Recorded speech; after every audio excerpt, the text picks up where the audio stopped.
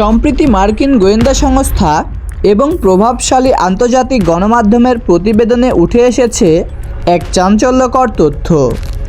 গোয়েন্দাদের দাবি, ইরানের কুখ্যাত রেভলিউশনারি গার্ডস কর্পোরেশন বা আইআরজিসির সাথে যুক্ত বিশেষ কিলার বাহিনী বা গুপ্তঘাতক নেটওয়ার্ক আমেরিকার মূল ভূখণ্ডে গোপন অপারেশন পরিচালনার পরিকল্পনা করছে। শুধু তাই নয়, ট্রাম্প আমলের সাবেক মার্কিন কর্মকর্তা থেকে শুরু করে বর্তমান সরকারের উচ্চপদস্থ জাতীয় নিরাপত্তা ব্যক্তিদের টার্গেট করে এই হিটলিস্ট তৈরি করা হয়েছে বলে অভিযোগ উঠেছে।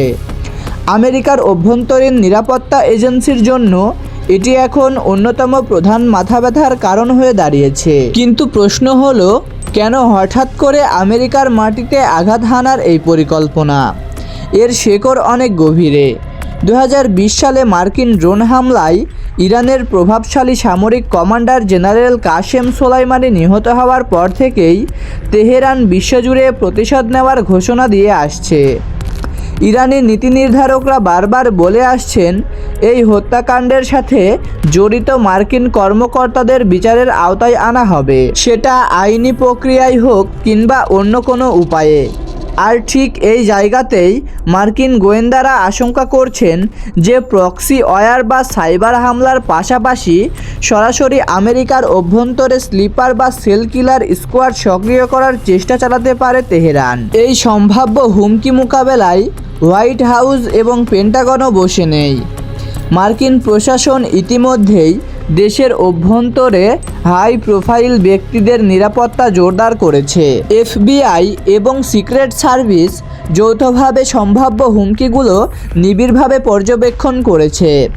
মার্কিন গোয়েন্দা সূত্রগুলো পরিষ্কার জানিয়ে দিয়েছে, আমেরিকার মাটিতে বিদেশি শক্তির যে কোনো ধরনের গোপন তৎপরতা বা গুপ্ত হত্যার চেষ্টা সরাসরি যুদ্ধ ঘোষণা হিসেবে গণ্য করা হবে এবং এর দাঁতভাঙা জবাবও দেওয়া হবে। মধ্যপ্রাচ্যের সংঘাত এখন আর কেবল ওই অঞ্চলেই সীমাবদ্ধ নেই, বরং তা ছড়িয়ে পড়েছে বৈশ্বিক সুপার পাওয়ার আমেরিকার ঘরের দরজায়। মধ্যপ্রাচ্যের প্রক্সি যুদ্ধের আগুন কি তবে এবার সরাসরি মহাশক্তিগুলোর মূল ভূখণ্ডে ছাপিয়ে পড়বে? আপনার কি মনে হয়, আমেরিকার অভ্যন্তরীণ নিরাপত্তা কি এই অদৃশ্য হুমকির প্রতিহত করতে পারবে?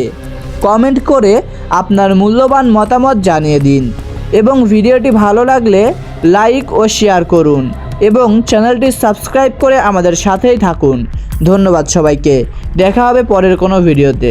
ততক্ষণ পর্যন্ত ভালো থাকবেন, সুস্থ থাকবেন। আল্লাহ হাফেজ।